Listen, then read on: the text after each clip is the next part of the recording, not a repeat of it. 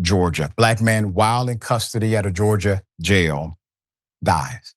Here's the video. On the floor. Move it. Stay in there. Don't.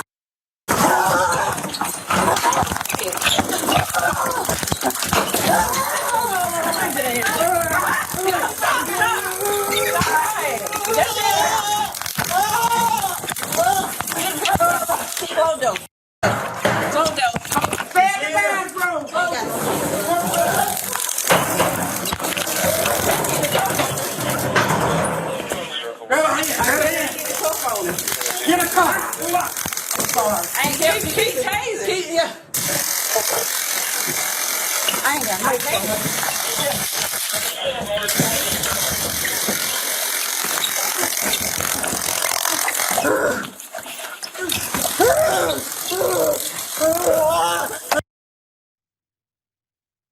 Put up the picture.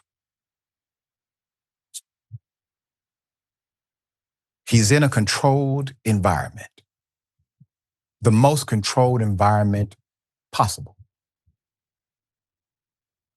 The cops, they do not have the excuse he was going to get away.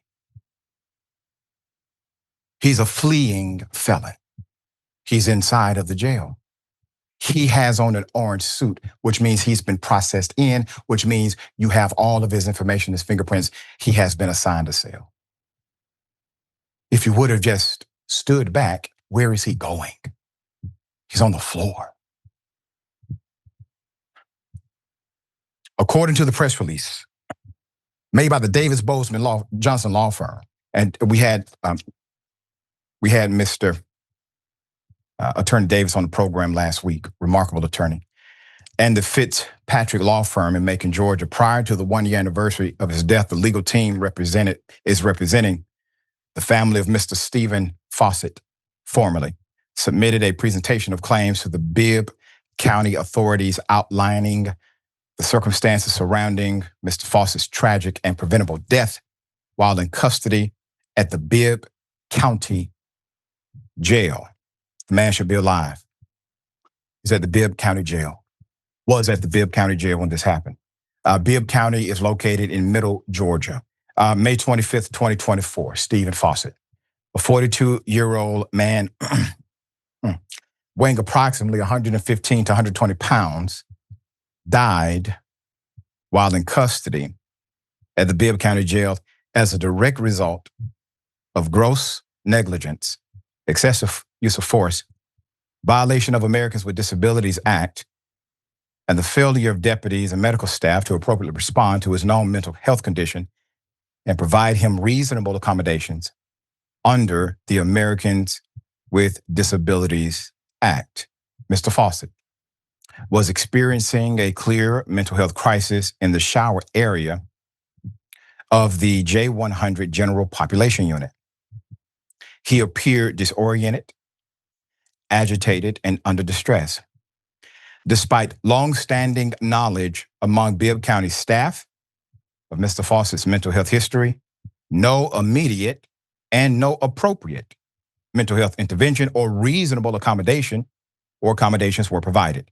It is unclear why Fosset was being housed in a general population area at the time of his crisis and did not or was not afforded the opportunity to be in a mental health facility or the medical ward as provided. Now, why are these things important?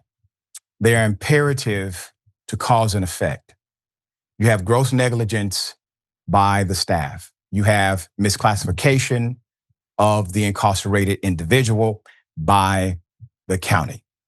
You also have an additional negligence in the way they decided to handle the situation in real time.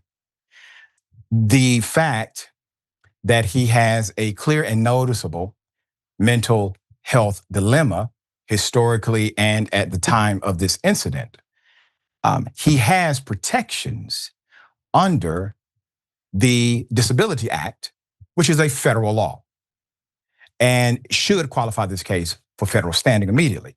Mr. Fossett required psychiatric care, not access to the unprescribed and dangerous drugs that apparently it was easily accessible to persons housed in the Bibb County Jail, as evidenced by recent overdoses in the jail. Mr. Fosset was placed on a stretcher by inmates, not deputies, without incident and was transported to the medical area. While in the medical area of the jail, it was the deputies who escalated the situation. While nurses attempted to administer Narcan, indicating their perception of a possible overdose. Now, let's back up. If he has drugs in his system, prescriptions, okay, in his system, that he did not get prescribed to him, that means somehow in the jail, it flowed to him, okay? Those drugs are only given inside of the institution. If the nurses are saying, we need to clear the way to give him this shot, this is your Narcan shot, that is to stop him from dying of an overdose. So they have decided he is not in his right state of mind. There's something else happening here, and we need to do this as a precaution. While the nurses attempted to do so, indicating that their perception of Mr. Fossett was that of a possible overdose. Mr. Fossett became frightened and panicked when he was forcibly held down by the deputies, terrified, disoriented by this sudden aggression and unnecessary force.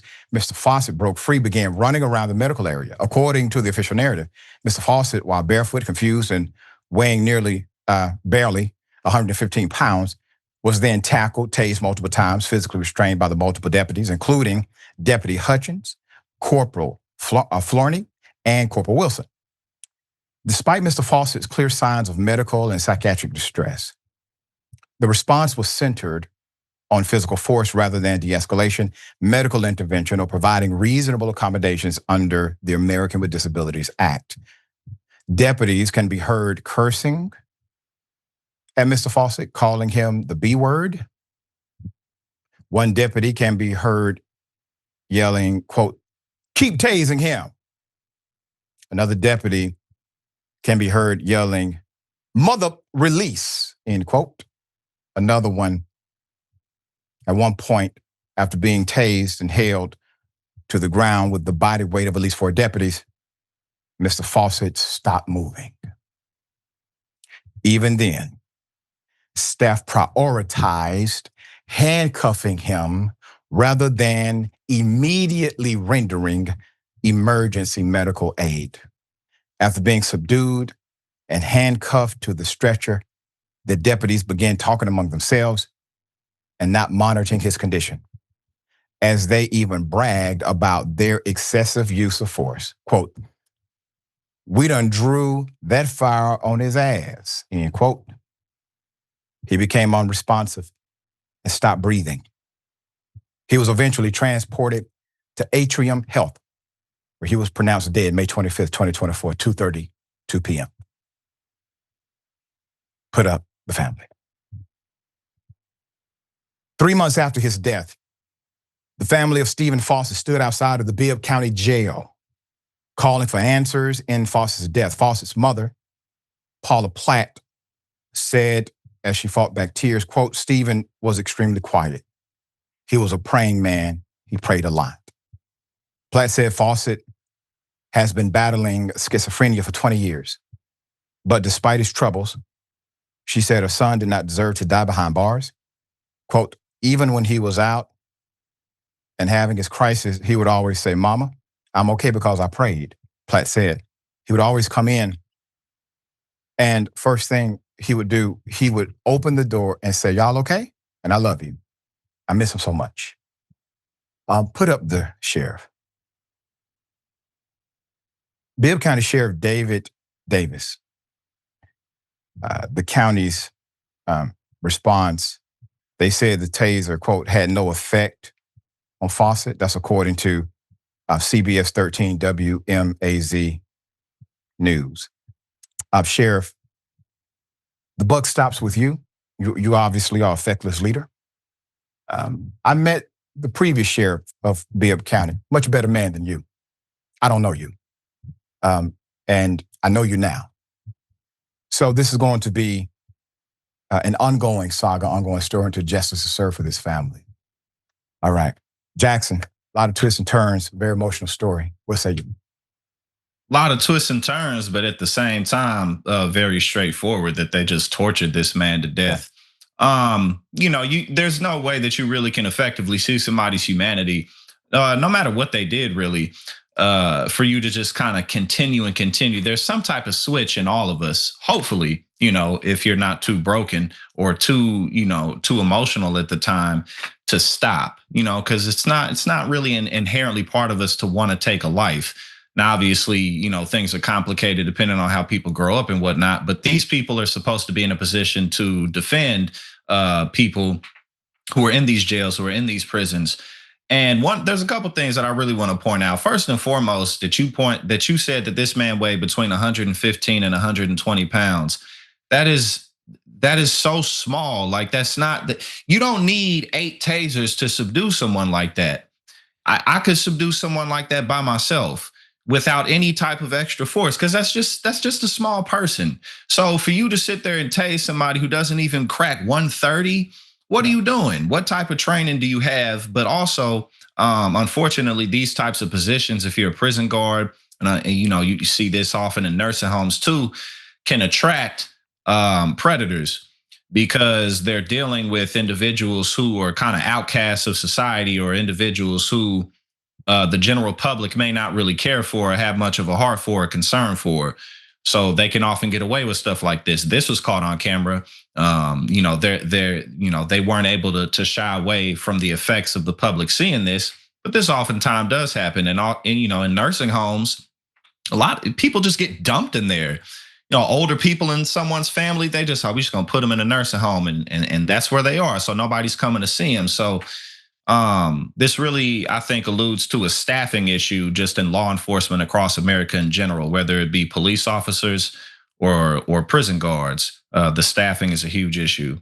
Yeah, and you're correct. And typically, we see individuals who are in positions of service who don't like to serve.